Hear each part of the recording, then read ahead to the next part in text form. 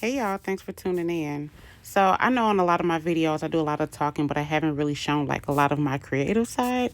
So that's what this video is about. I'm actually putting together a welcome sign for my 10-year class reunion. Super exciting. And for this, I was trying to stick with the theme of blue and gold. So what you see here right now is me putting on a layer of blue acrylic paint.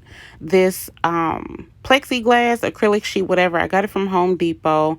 It is 20 by 32.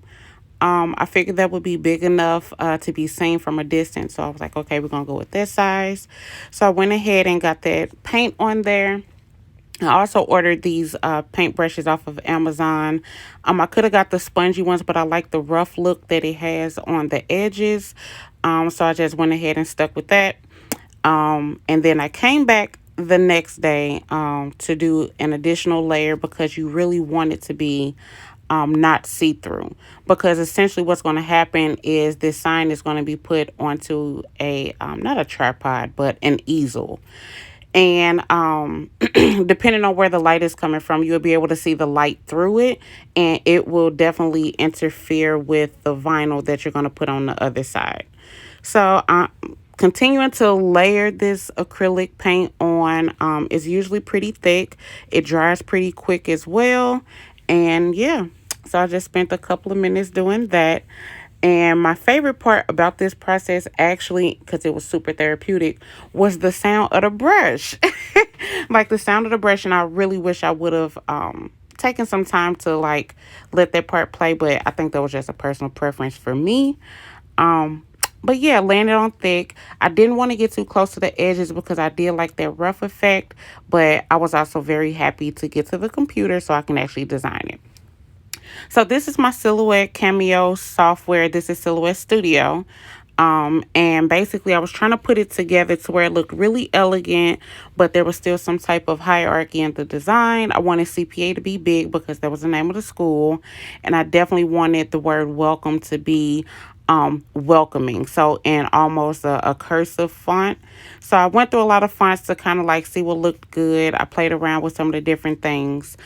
That white border or white piece of paper looking thing right there. I don't know what to call it, but that white rectangle, those are the exact dimensions of that plexiglass, which is 20 by 32. So whenever I'm doing something in here, I always use real life dimensions because it gives you a better gauge as to what it is that you're cutting out. So I played around with this a little bit, messed around with some of the sizes of the fonts to ensure that it fit within their rectangle. Added some emblems so that I can break up some of the sections. And I also took the color of yellow just so I can kind of see what it will look like potentially. So I got some gold vinyl. This is not HTV. This is just regular permanent adhesive. I put the pattern into my cutter, ran the vinyl through, and it cut it out. So this part is what you call weeding, which is removing the excess vinyl from the design. And it's actually also very therapeutic, one of my favorite things to do. And then after that, I pretty much did that with all of the other words. So the welcome, the reunion, the class of, all of that. I try to preserve as much vinyl as I can because sometimes you'll have a project that requires like one little spot of gold or whatever. So I'm very, very careful about throwing away potential crafts. So, moving on to the next point was getting the transfer paper or transfer tape in this case. So, basically, I took the time to measure it to nearly the same dimensions of that already weeded vinyl.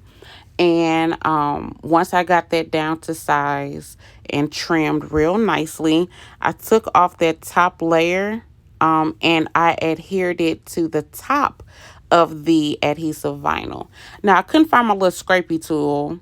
Okay, so what I ended up doing was using one of my rulers that I have down in my studio and just making sure that that paper is really, or that tape rather, is really adhering to the cutout and the pattern because when you lift it, you want it to come off.